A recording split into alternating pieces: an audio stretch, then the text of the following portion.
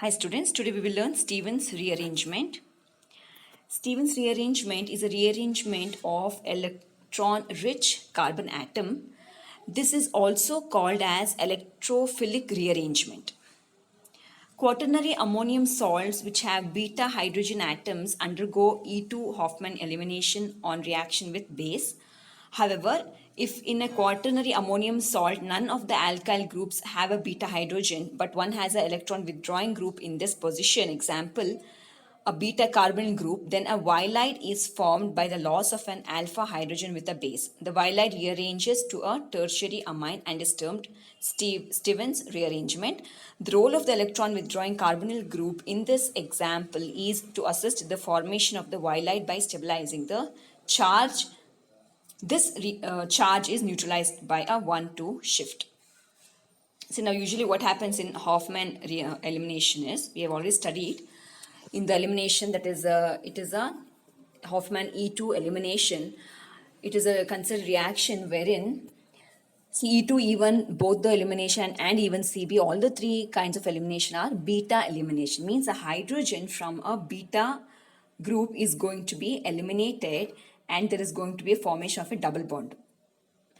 And we know that this follows two rules, that is Zaitsev rule and the Hofmann. So Zaitsev suggests that the alkene is going to be formed, is going to have the more substituted groups around it. That is the Zaitsev rule, which we have already discussed earlier. Now coming to Hofmann product, it always gives rise to less substituted alkene. This is possible only if there is a beta hydrogen available. I hope you are understanding, because E2 elimination and even elimination, even CB, they are all beta elimination. Means a hydrogen from a beta position is abstracted by a base, which gives rise to a double bond. That is, we have a leaving group and we also have a hydrogen which are getting eliminated from an adjacent carbon atom. That is how we get a double bond. So in Hofmann product, what is happening is these give rise to less substituted alkene. You can see how here the terminal alkene is formed, and hence we can say that there are less carbon or less substituents around the alkene. So that is the priority for the Hofmann product, and it is always given in the major product, whereas Zaitsev rule always gives rise to more substituted alkene. So this is the two difference. Now in Stevens rearrangement also we have a substrate similar to this. It is a quaternary ammonium salt, but in Stevens rearrangement one difference is that we do not have a beta hydrogen. So in this Stevens rearrangement, there is an absence of beta hydrogen, but a hydrogen from an alpha position will be abstracted. So let us see this reaction now. So here we have the quaternary ammonium salt, and you can see here that if you look at the beta position, see this is alpha and this is beta carbon. Now you can see that in the beta carbon there is a presence of a carbonyl group, and there is no methylene, or there are no alkanes or alkenes which will help in the removal of a proton, right? So here there's a carbonyl group. So now how is the elimination going to take place? That is the mechanism for Stevens rearrangement. So here we are going to consider the alpha hydrogen only. Here we are not going to consider the beta hydrogen, because beta position has been taken by an electron withdrawing group, and hence we are going to abstract a proton from alpha position. So this is one difference from a Hofmann rule, and this is the Stevens rearrangement. Now let us look at the mechanism. See, first is we have a substrate, that is ammonium salt, quaternary ammonium salt. We know nitrogen is an sp3 hybridized, and here it is and here the lone pair is being taken up for a bond formation, and hence nitrogen has a positive charge because 4 bonds around nitrogen. Now in presence of a base OH minus, this is going to abstract the hydrogen, that is alpha, from the alpha carbon atom. So once it is abstracted, you can see here there is a double bond now. So there's a lone pair. Now this is a nucleophilic now in nature. That is the reason why Stevens rearrangement is also called as electrophilic rearrangement. Means an electrophile will attack the nucleophile, and also it is known as a rearrangement involving electron-rich carbons. See, now here you can see that the carbon atom which is attached to the quaternary ammonium is electron-rich because it is having a lone pair.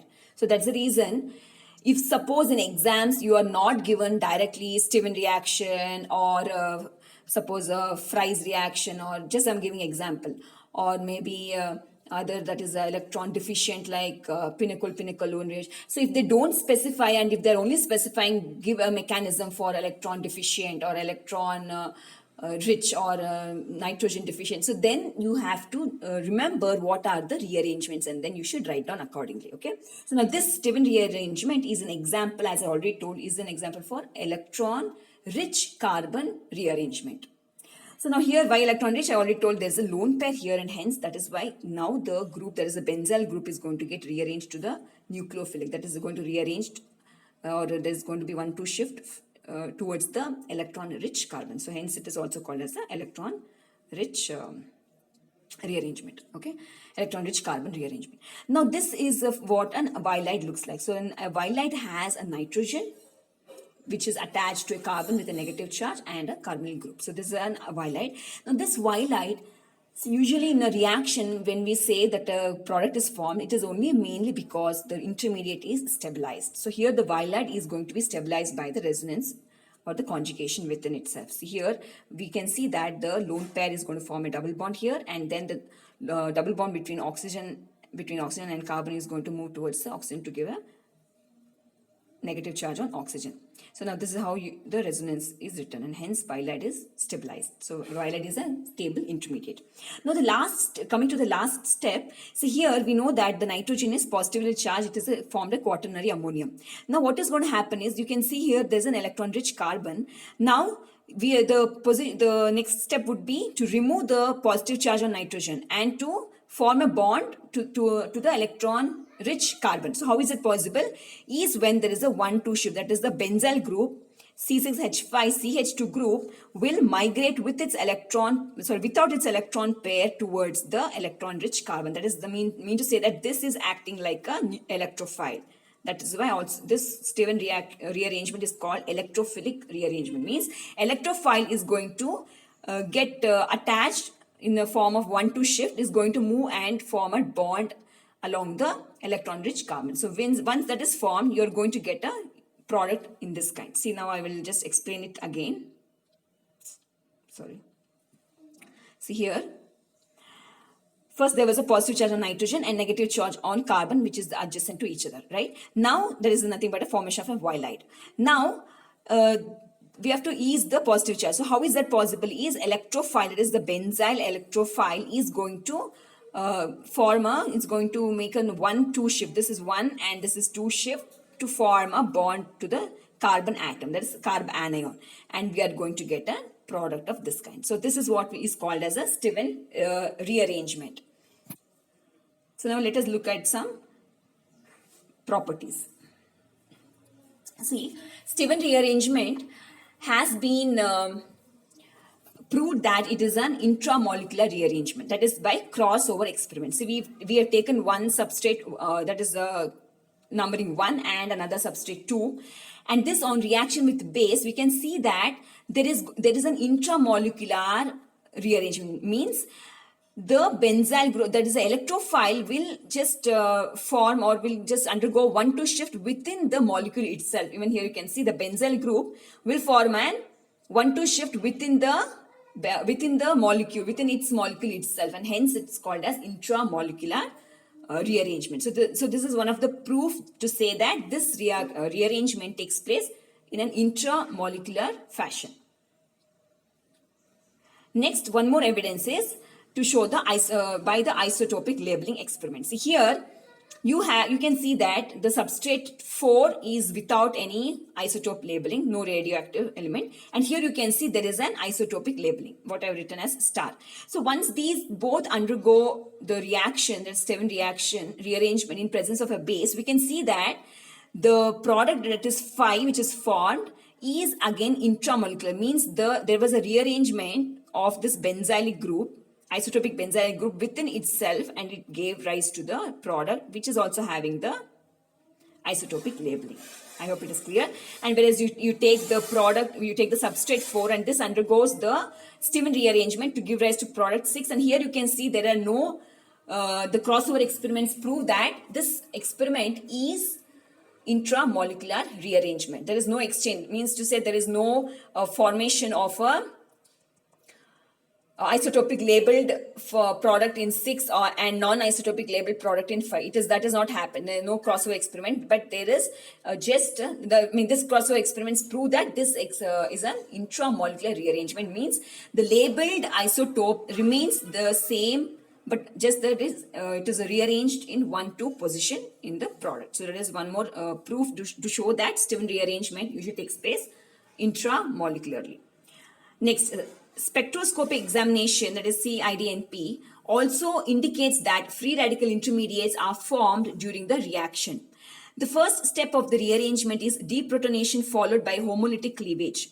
Homolytic cleavage generates a radical pair during rearrangement step. The radical pair is present in tight solvent cage. Last step would be rearrangement product is formed by rapid recombination of the radicals before diffusion from the solvent cage.